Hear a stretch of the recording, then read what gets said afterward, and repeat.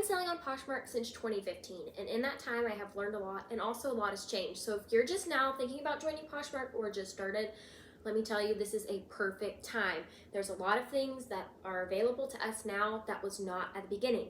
A lot of stuff that us people who have been doing it for a long time had to manually go through and click every single item to share your closet. Oh my goodness, so many buttons. But it's not like that anymore. So I'm here to tell you the tips and the tricks and the things that I wish I would have known.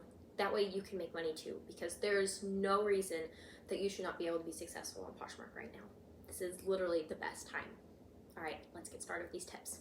My first tip is to be sharing your Poshmark closet. When I first started out, the only way to share, like I said a couple minutes ago, was to manually click on everything. And I'm gonna put right here how you guys can do it now. Poshmark does have bulk sharing, which is awesome. You can just click some buttons and then it'll have it. Here's kind of an idea of how that works. Editing me here, just wanted to let you guys know. So you're gonna click on the toolbar that you could see on the little thing, and then you do not wanna click share my closet. It looks like you wanna click on it because it says share my closet, but that will just give you like the option to have links to share on social media. You wanna click on the one that says share to followers under the bulk setting. And then after you do that, it'll have a page with everything in your closet and an option where you can click all the things and then you can hit the share button. So that's a bit easier like that. However, I don't use that. I use Posture VA, or you can use Flip. Posture VA does have a monthly fee. However, you can get your first month a percentage off. Here's my code for that. Also, I have a link in the description, so you can just click on that and go get it. Get your first, I think it might be 2 weeks. You get like a discount, but yes, it's right there. I personally love Posture VA, and it will come in handy for a couple of the other tips later on as well. But you want your closet to be sharing. And you might wonder, well, why do I have to share it? Like with eBay, you don't have to share your closet. But with Poshmark, the way that it's sorted when people go to type in an item, so let's say I'm looking for a pair of Ugg boots. So if I type in like black Bailey Ugg boots, the first thing that pops up is the thing that was shared the most recently. You can go through and filter it to have it share, like when I'm shopping, I sort it to show me recently added. However, when just anyone types it in, if you don't manually switch it to recently added, it's going to show you just shared. So having your items shared frequently is the best way to get the most eyes on your item. So that's why I cannot stress the importance enough of sharing your closet. And I used to literally spend hours a day sharing my closet, and now it just does it automatic. With Posture VA, you can actually set it on a timer, which is like amazing. I have it set up to where you click the buttons, it shares at like 8 in the morning and then 10 in the morning and then so on and so forth continuously until it hits 5,000. All right, so yes, you want to be sharing your closet. Other thing you want to be doing, every 60 days, you can renew your items. Now, what this does is, like I was saying earlier, how you want to be in the just shared, you want to be in the just recently added. So how you get to be in the recently added with an old listing, and I cannot stress this enough, guys. Whenever you have an item that you've put on Poshmark, and if it's been up for over 60 days, you want to, if you're using Posture VA, it is so easy, guys. You click on the toolbar, just like you would for like sharing your closet and stuff, but then there's an option called relist, delist. Limits, you can only do 45 an hour of the relist delist, but it will literally go through your closet and it will automatically find everything that's been up for 60 days and it will make it a brand new listing. So it will delete the listing and then it'll pop up as a brand new listing, which is phenomenal. You don't have to do anything at all. You just click the buttons, it runs, it does it for you. The flip side to that though is whenever you do this, you are creating a new listing. So those comments, those likes, they're gone. So those do not exist anymore. You have lost that connection with those potential buyers. Although if it's been 60 days and they haven't committed yet, you know, it's kind of, they have their chance. But what I like to do before I renew my stuff is I will go through and I will send out the lowest offer that I'm willing to take. So I'll go through all those items that are older and I'll just send out my lowest offers to them and let those people kind of have their chance then. If that doesn't work, I relist it. And I kid you not, guys, those items that have been up there for 60 days or so, maybe you just happen to post it in the wrong season. I mean, that happens sometimes. You have a great item and you're like, why hasn't this sold? And sometimes it just wasn't the right time for that item. If everyone's searching for tan boots because it's kind of cold outside and you're posting a floral bikini, it may not work. But in 60 days, if you post that same bikini, it might fly off the shelf because now everybody's looking for that bikini and not boots anymore, and vice versa. All right, tip number 3, sending out offers. I didn't know this was a thing. I had no idea when I started out on Poshmark that you could actually send offers to people. I actually think it was one of Becky Park's videos that taught me how to do that back in forever ago. It's been years now. But thank you, Becky. That was like, if I show you guys my sales from offers versus straight up buys, the majority of my sales come from offers. Like, very rarely will people just like flat out buy it. You know what? I might even show you guys. Here's the numbers right here. You can see the green is the offers. So if I wasn't sending out offers, I would be losing so much money. So how you send out offers on Poshmark? Since I use Poshmark, and you can do this with Flip as well. Flip is free. I have links to both of them down here. Flip isn't quite as like finalized as Poshmark is, but again, Flip is free.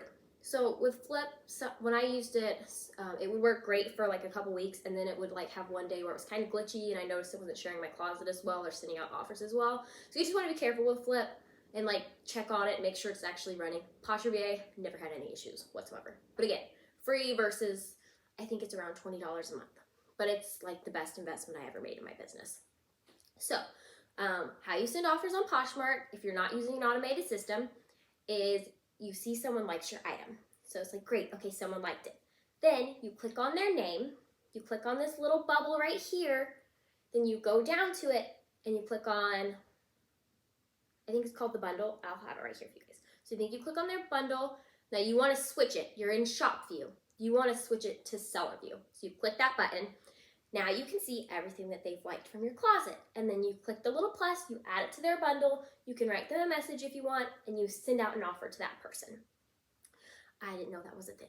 And that like changed the game for me. However, if you use Poshmark, I have it set up after 10 minutes after they've liked that item, it will send them a 10% off offer plus discounted shipping. So it's kind of like an incentive. So if it's been 10 minutes, I feel like that gives them enough time to commit. If they were going to buy it at full price, they were probably going to buy it. If they were going to send me an offer, they probably would have sent me an offer. So that 10-minute window, and that's where most of my sales come from. So you really, really want to make sure that you are sending out offers to those potential buyers, because sometimes you just need a little push. Like, you might really like that shirt, but then you see it's 10% off and it's like, oh, no brainer, I'm totally going to pick it up. That's kind of how the same thing is online. All right, let's move on to tip number 4. Now this one might vary for you. This one will depend upon your level of inventory, how well you're able to find things. But I have noticed if you're able to have more listings in your closet, you don't have to have a ridiculous amount of listings. I feel like when I brought my Poshmark from like 20, 30 listings to 100, I saw a big influx in sales solely because now I have 100 items that are there for people to buy. Better chance for bundles, all that fun stuff. If you are super new to Poshmark, a bundle is basically the option where somebody can put multiple items that they like from your closet into one package. And so it saves them money on shipping. You can give them better discounts, all that type of stuff. But anyway, the amount that you post onto Poshmark does matter. I noticed for me that if I'm able to list 5 items a day, that my Poshmark sales seem to do better. The Poshmark algorithm seems to really like that. Now there's sellers who add 20 listings a day, which is phenomenal. And when I was doing that, I did see the increase in sales. However, I have a 2-year-old. I am pregnant right now with my other baby. I'm in the 2nd trimester. So posting 20 items a day is just not realistic to me, because that is a lot of work, guys. If you're gonna post 20 items every single day, whew, that means whenever you photograph, you're probably gonna need to be photographing. I mean, if you only photographed 40 items one day, that's only gonna last you 2 days. So that is a lot of work. So my happy number is 5. I feel like 5 is totally manageable. If you have like an hour or 2 to photograph, you can totally photograph 30 items in an hour. I feel like that is super realistic. You can do that. And so it'll keep you where you have all your listings for the week and you're able to just set it up and get it going. Oh, another thing I do is whenever I photograph, I don't like having all of the photographs in my camera roll. It just bugs me. So what I do is I photograph the items and then I put them straight into drafts on Poshmark. I didn't even know you could do this. So you just go like you're creating a listing, you add the photos, and then you click off of it. So you just click cancel, save draft. Oh, you know what? The sun is doing some fun things. I'm gonna fix that. Okay, I got rid of the ugly shadows. Sorry about that, guys. Anyway, well, once it's saved to drafts, you can delete the photos off your phone. They are gone. You don't have to worry about them anymore. And then, whether you do it on your laptop or your phone or whatever, if it's saved to Poshmark, you can open that Poshmark on anything in a web browser, on whatever, and then you can pull up those listings there. So it's great. That's what I do for my photographs. Another thing you want to make sure is whenever you are photographing, make sure you put it in square mode. I would recommend photographing on your phone camera and not through the Poshmark app, because the Poshmark app will automatically put it in square mode, but you can't really adjust the lighting and stuff. So I adjust the lighting when I'm photographing on my regular phone camera. You can adjust the lighting, you can do all that stuff. So when you're photographing black, if you try and do that on Poshmark, you're gonna see that it just looks like gray, or it looks really nasty, you're like fuzzy, and it just messes with the colors. So I do recommend doing that on your own phone. Don't do it through the Poshmark app, and you'll see a difference. But just make sure it's in square mode, because you really don't want to get done photographing like 6 things and then look and see that it wasn't in square mode, so they won't fit in the Poshmark thing. If that does happen though, you could always like put it in another app and resize it, but that's more work, and we don't want to do more work. All right, we are on to tip number 5. Thank you guys so much for sticking around this long.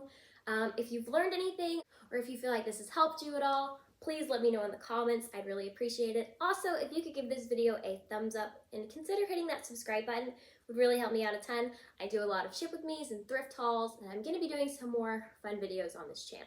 So I'd really appreciate it if you decide to stick around. Okay, so our last tip. This one is more about your sourcing. Whenever you're getting started, you want to start out with what you know. But with Poshmark, you want to be careful with certain things. Whenever I'm going to try and help you guys not do what I did when I started out. You might see something that's a certain brand, get really excited, and just buy it. And you might be overpaying for that item. It might be oversaturated on Poshmark, so that's the biggest thing. Is whenever you're at the store, you want to make sure that you're checking comps. Now, what does that mean? If you've seen other videos, I'm sure you've heard people say check comps. Well, you may not actually know what that means. So let me just tell you guys what it is, because I was confused. It's like, what do they mean when they say they check their comps?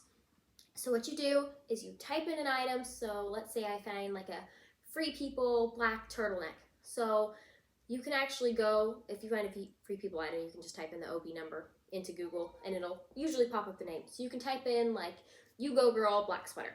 And then you can see how many are listed right now for that size that you have. You can see what people are listing them for. But the most important thing is not what it's listed for, but the sell-through rate. So you're going to want to go into filters on Poshmark. You're going to want to switch it to sold items. Now you can see. You can see exactly what these items are selling for, and you can even see the dates. If you click on it, you can see like when it was last like refreshed or shared or whatever, and have a general idea. Okay, people are looking for this item right now, or oh, okay, that's only selling for $10, so maybe I shouldn't pay 12 bucks for it. So it really is important. That way you don't end up with inventory that's just sitting around that might not sell. But I mean, there's exceptions to every rule. If you're getting your items at the bin or yard sale and you're paying like 50 cents for an item, you might be able to buy that sweater for 50 cents and sell it just for 12, because you might be more into volume. All right, guys, I hope this video is helpful to you. I hope you were able to learn something, and I hope you decide to stick around by hitting that subscribe button. Everything that I mentioned, Poshmark and Flip, is all linked down below in the description, so you guys can try it out for yourselves. If you are new to Poshmark, I have a link down below as well that you can use to sign up. All right, hopefully I'll see you guys in the next video. Bye!